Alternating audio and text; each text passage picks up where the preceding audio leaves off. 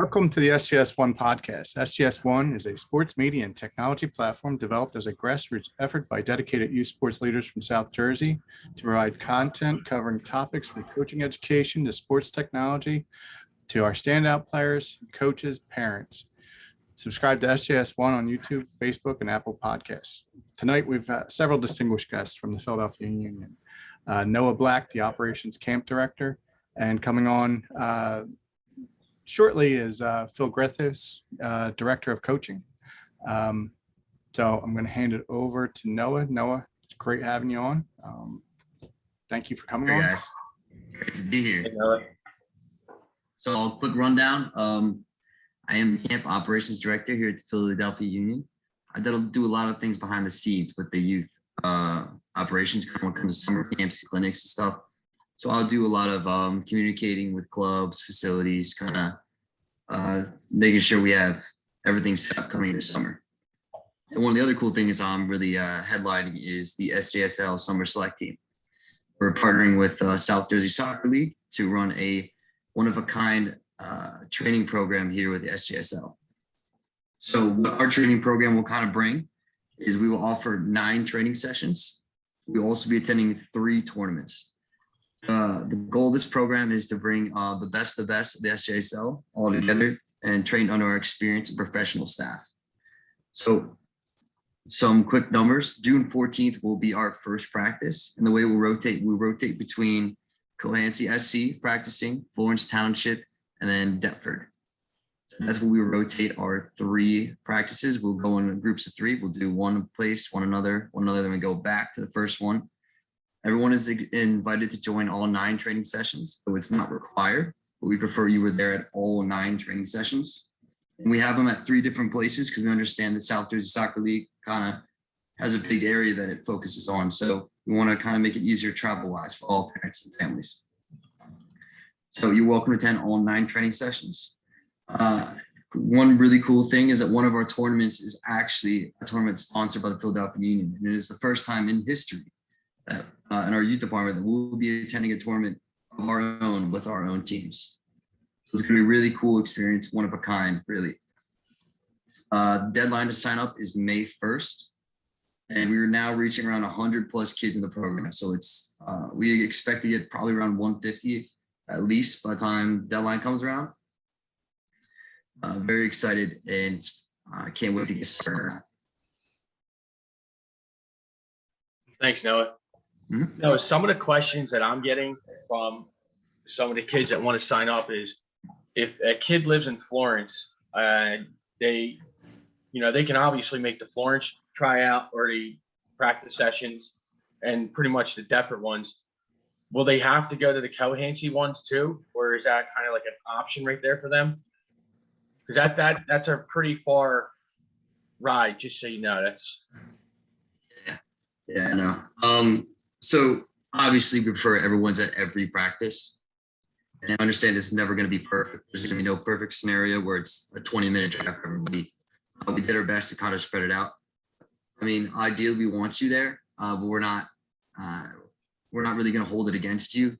I mean, if you only show up to like half the practices, it's probably going to have a negative effect on your tournament playing time. And that's not us issuing like a disciplinary action or anything. It's just nature of the game.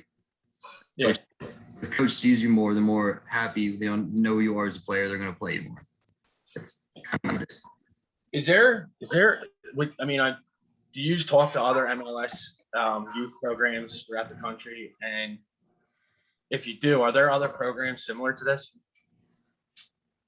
So this program was created from David Pedikin at the ground up. It is his brainchild. This entire department program is all of his brainchild. And we've tried to look at other places, get some ideas, but there really is no other like program like we're really here. It's really a youth department. We're going above and beyond and trying to get in the Philadelphia greater area.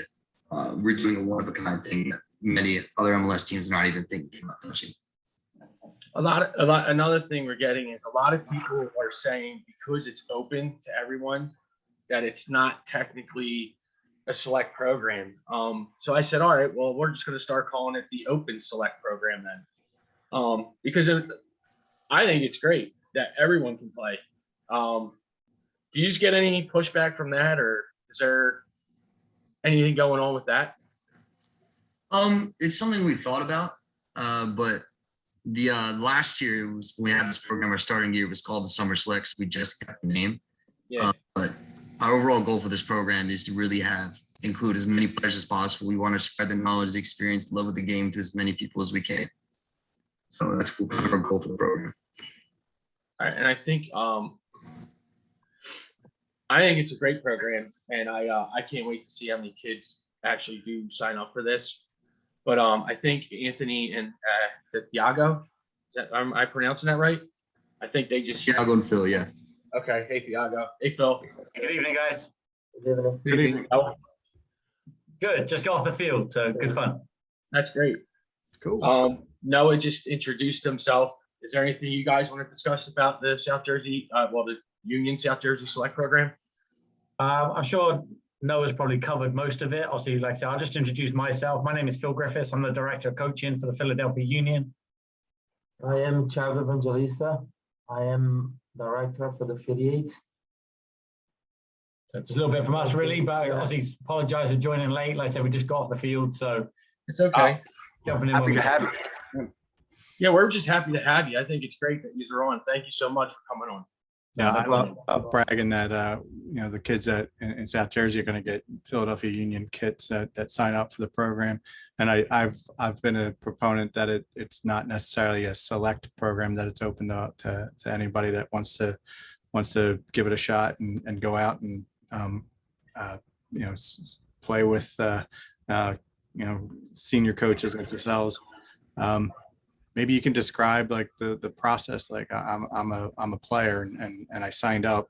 What's my first training day like, and what are the expectations? If I'm walking on the field by myself or with a friend, give me some familiarity of how does that look? Absolutely. Obviously, we're excited to work with the South Jersey Soccer League.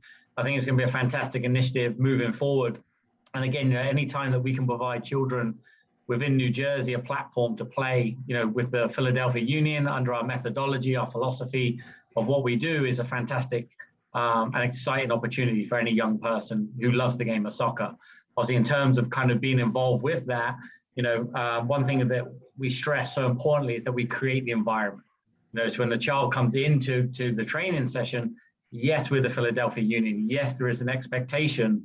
But it shouldn't be a daunting experience. It should be a challenge. It should be kind of a nervous, exciting. Badge of honor.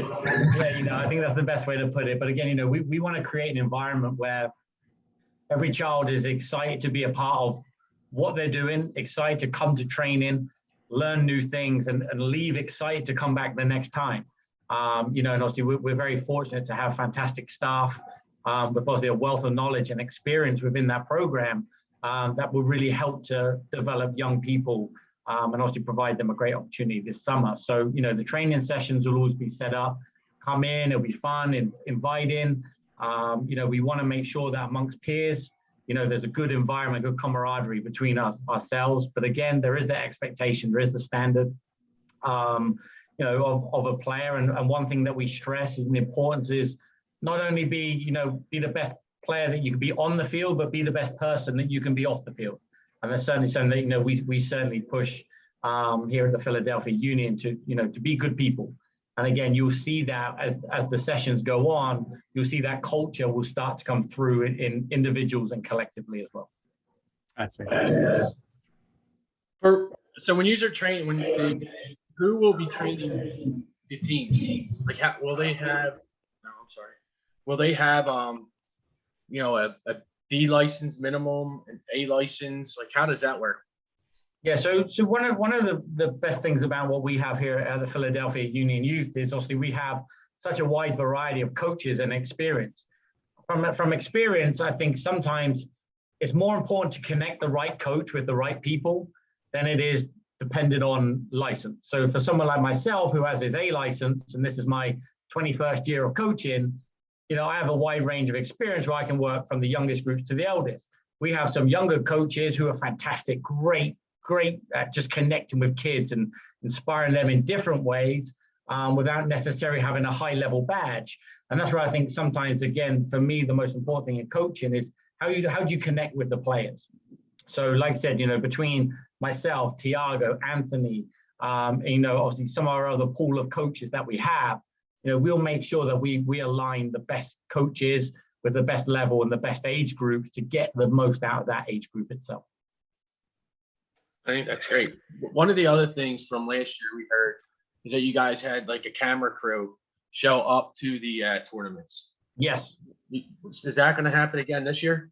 I hope so. Again, I think anything to, any way that we can use social media, which is so forefront these days in everything you do, the number of followers we have using social media as a platform, any way that, again, that we can highlight the good work that the club are doing, highlighting individuals playing, of course, we always want to kind of give that back and share and showcase that within our community and obviously, tag other people in as well. And I think that's one of the best things, about social media is just tag people and just the network and how fast that can go. But yeah, we'll always try and get as much coverage of what we're doing within the program and on our social media.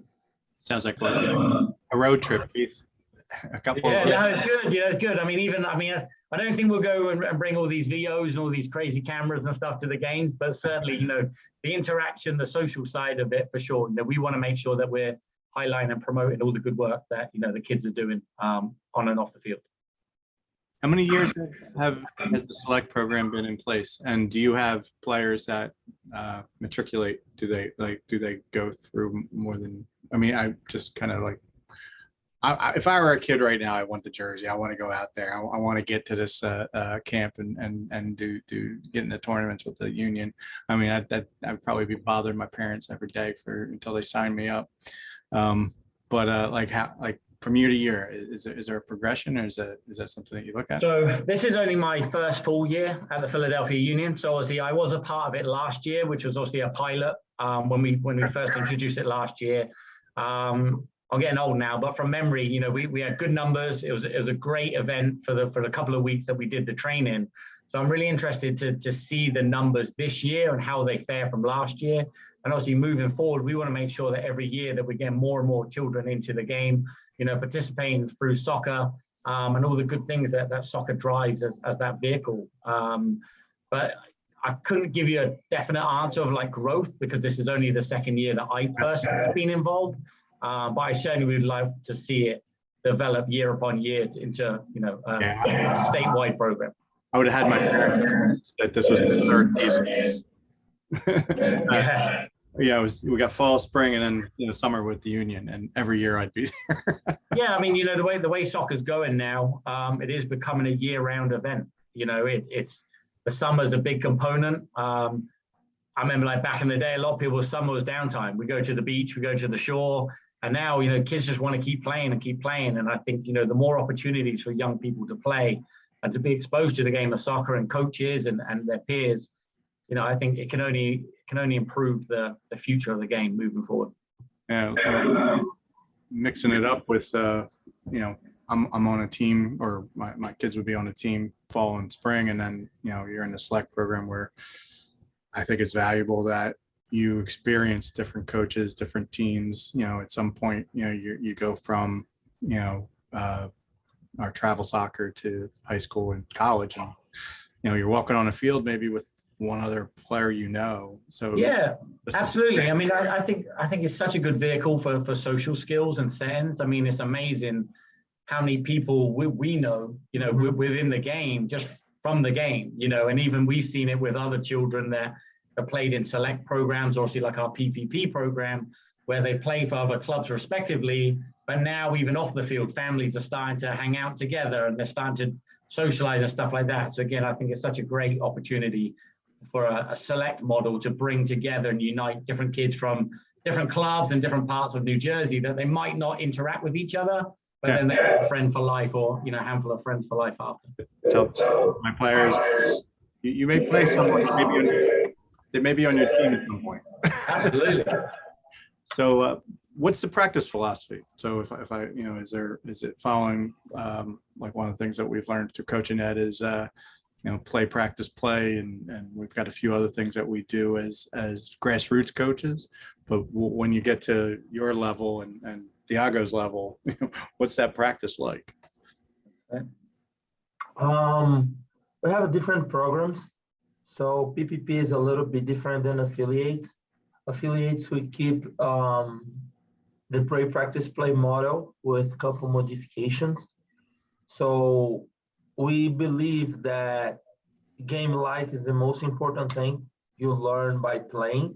Speed. And we have our methodology came from our academy, and we try to bring this experience for our affiliate program.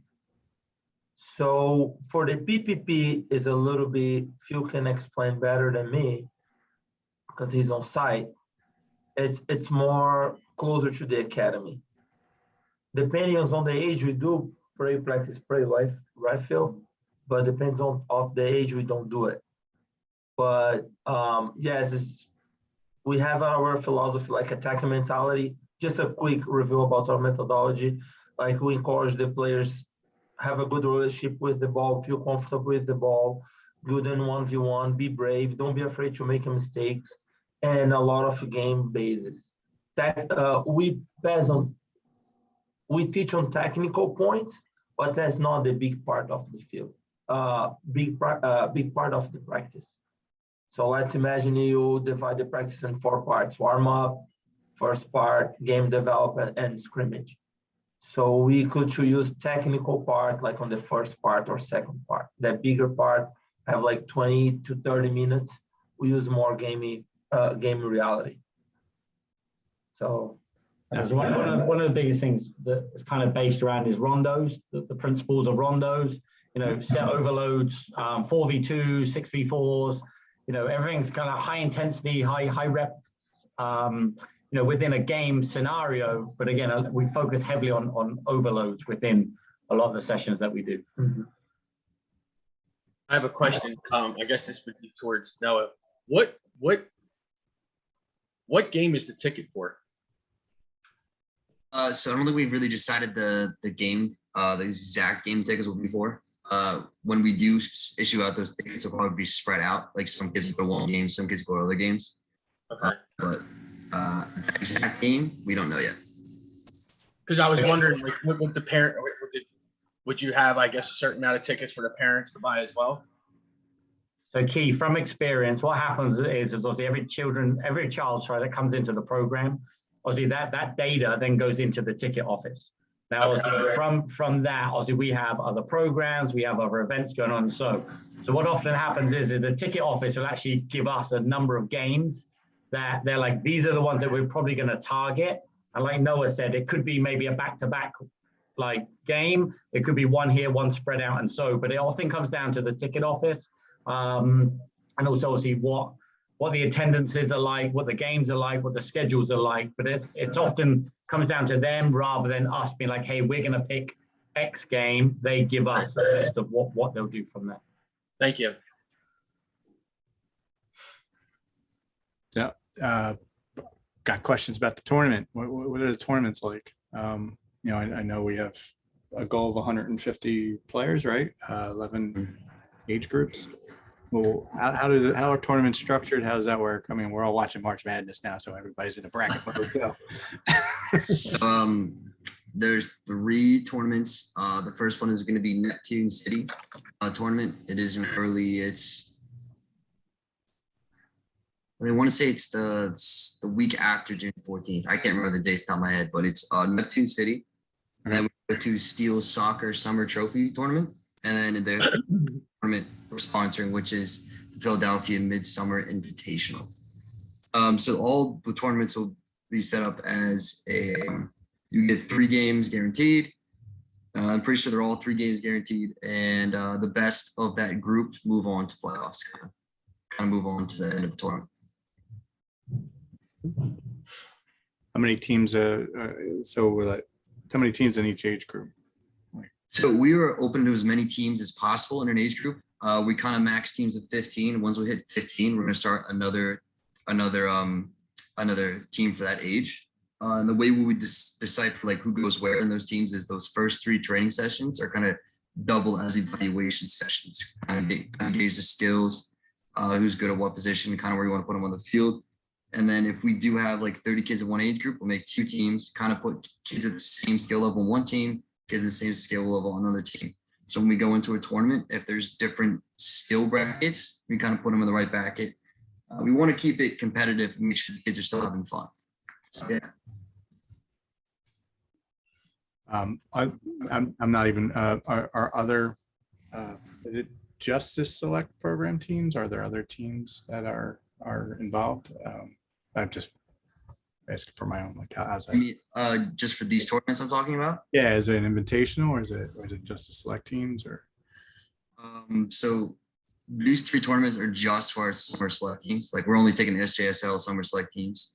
Okay. And then the Midsummer Invitational, that is, that's just another tournament. It's just the name of it is an invitational. Okay. And Thank you, guys. Thank you. Thank all of you. Is there anything else? Looks from us. If you have any more questions. I don't have any more on Facebook. Sounds good. Yeah. Awesome. Well, listen, thank you for having us. We really appreciate it. Obviously moving forward, know as your point of contact. If there's anything kind of technical related, feel free, reach out anytime. Happy to help you any way we can. But, we look forward to a positive summer and, we look forward to seeing you guys on the field in a couple of months. But hopefully the weather will be better as well. Yeah. I had a quick question. Technical related, we have a problem with goalkeepers on one of my teams, that we don't have enough and we don't have enough training. How do you guys distinguish the different positions? Like I know you probably kind of size people, size players, see what their abilities are, but how do you figure out where you want to play or where you want to work with players? Sure. So a lot of it's like age dependent. So obviously, if you're playing 7v7, especially younger, we'd normally just rotate. Everyone does say a half in goal, as a worst case scenario. Obviously, normally, if there are players that naturally gravitate towards that position, then obviously we'll promote them to kind of be the goalie or so. But if not, what would often happen is say you have 12 on a roster, you just break the games down to half in goal, half on field. Everybody goes in goal, makes it fair. Obviously, then when you start to get obviously the older age groups from coming out of 7v7 into 99, 11v11, by then players often get a better gauge of kind of what their positions are and what their strengths are. So again, obviously, when it comes to the ID event and the recruitment, we will look to make sure that the teams are balanced the best that we can as possible. So players can play within their strength, but also we can put them in positions that they're going to be challenged as well. And then obviously, as you start then to get the 11v11, and again, by then, normally you're like, I'm a goalkeeper, I'm a midfielder, I'm this. So it would definitely vary on age groups from the youngest going to the eldest.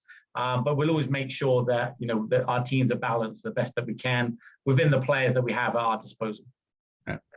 You do realize I want to play, but I'm about 30 years too old to. Yeah, I mean, I want to play. I'm just useless. So I was like, Keith gave us the breakout of the kit, and I'm like, oh, you get a union uniform? Are you kidding me? Yeah. Now people ask me all the time, like, do you play for the union? I'm like, I'm lucky just to even wear a hoodie. Right. So, if you saw me kick a ball, you'd be like, who did you steal that hoodie from? No, I'm actually very proud that we're doing this. This is excellent. So thank you guys. No worries at all. Guys. All right, guys, listen, have a great evening. Talk to you soon. Take care. Thank you, guys. See you. All right, thank you.